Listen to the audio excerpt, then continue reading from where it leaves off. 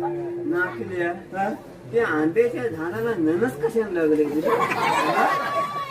आंब्याच्या झाडाला फणस तिच्या बापसन कधी लावलं? नाही नाही नाही नाही मग नातीन ननस गेलाय. हा म्हणजे तुला असं म्हणायचंय काय त्या आंब्याच्या झाडाच्या बुंदातून एक फणसाचं झाड सुद्धा आहे.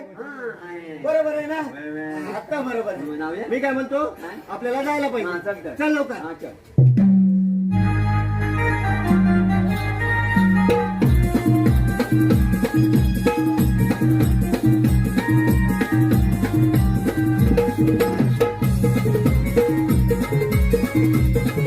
हॅलो, विशाल घाणेकर उर्फ टोलू यांकडून 200 रुपयाचं मार्गदर्शन करुणासाठी आलेला आहे. नमन मंडळ त्यांचा आभार आहे. धन्यवाद.